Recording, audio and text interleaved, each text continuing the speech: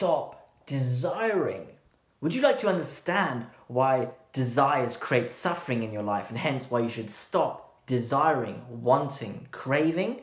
Then listen to this entire video. Give it a thumbs up and subscribe to my channel if you'd like to learn more about alternative views on personal development and how to reduce the suffering in your life. Let's start. Okay, why should we stop suffering? Well, in Buddhism, there are the so-called Four Noble Truths, and the Four Noble Truths state that all life involves suffering. And the Four Noble Truths also state that suffering stems from desires, lusting, and cravings for things.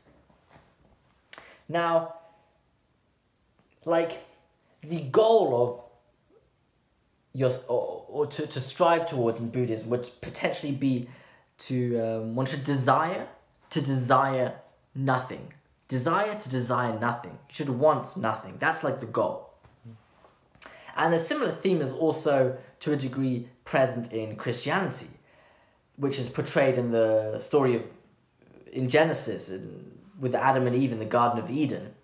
And Adam and Eve desired to taste the forbidden fruit, and if they hadn't fell for the craving, they wouldn't have been banished from the heavenly Garden of Eden. And in Christianity also, there's, I believe, the 7 deadly sins, and I think 4 of them are referring to desires. It's like envy, gluttony, greed, and lust. Envy because you want to be like someone else, or you envy them. Gluttony is, desire to consume, let's say to eat. Greed is desire to possess more and for yourself. And lust is, the sexual desire.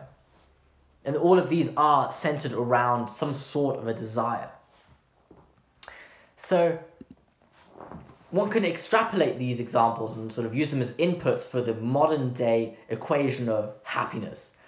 Many people refer to this equation where you have 2 inputs. I mean, you have, the outcome is happiness or unhappiness, and the input is, it's reality minus expectations. So if reality is more than your expectations, then you're happy. Yet if your expectations were higher than what actually happened in reality, then you're unhappy. And if we look at these variables, specifically at the expectations input, expectations is another form of desires, because you want a situation to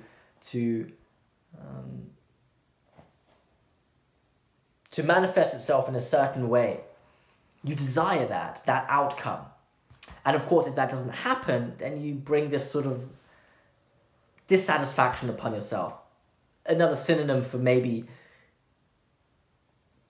some sort of suffering, or pain or dissatisfaction. So unhappiness or like suffering stems when you have this mismatch between the desires and what actually occurs, or these expectations and reality. And you continue with this idea and look at the products of desire also very much create problems in your life. And the products being the things that manifest themselves in your life as a result of your desire. Because let's say you desire money, well then you go out and work and you get paid, and then you have the money and you buy stuff. And that's a product of your desire, because you have the urge for it and you actually act upon it and then, maybe get what you wanted. So let's look at the products. The acquisition of real estate, of houses, clothes, cars, the classic sort of. In order to get them, they require you to suffer, because you need to undergo some sort of sacrifice in order to acquire them. If your bank account is at 0 and you want to buy a car, you first have to work well. Maybe you have to work so hard that you don't spend enough time with your family or with your friends. It comes at a sacrifice. Every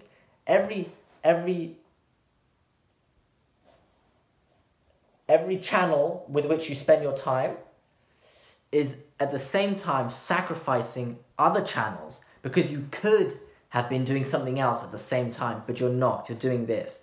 And if you have a desire, well, you need to get what you're desiring, and you could have been doing something else. And So you first need to sacrifice to get those things. And then if you continue, then, well, maintaining those possessions also requires time and energy, which robs you of your, let's say, your peace or your equilibrium, because you need to worry about the maintenance of your houses. Your car needs to go to the, gets like what do you call it? A checkup, you know, so it's all working, costs you time, etc. I mean, these may not seem as big things, but they occupy you for maybe not the benefit you would want. And of course, like worst of all, you could lose these things, and that's probably the most frightening thing out of them all, is losing the possessions, which brings some sort of suffering upon you. And Carl Jung, a psychoanalyst, has a wonderful quote where he describes not necessarily now physical possessions, or physical or monetary poverty, but actual spiritual poverty. He says, it's dangerous to, I'm quoting now, it is dangerous to avow spiritual poverty, for the poor man has desires, and whoever has desires calls some fatality down upon himself. A Swiss proverb puts it drastically.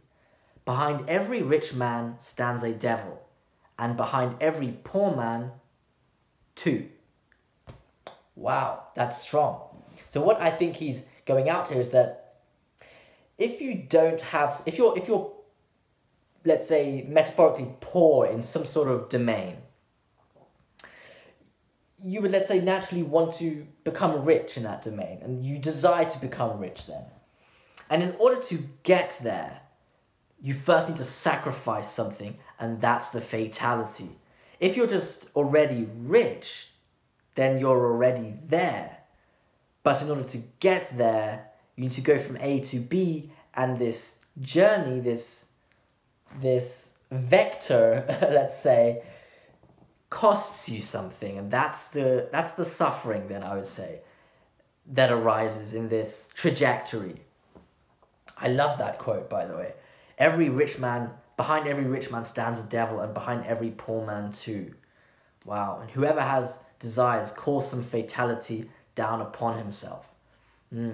Now, let's look at this realistically. I mean, humans have desires because I mean, I don't want to superficially box this in always as, you know, as evolution, but we probably have desires because they somehow make us survive. You know, you have sexual desires in order to reproduce and propagate your genes, or populate your genes. I mean, that's understandable. And having no desires, I'm not sure if it's practically possible for a human.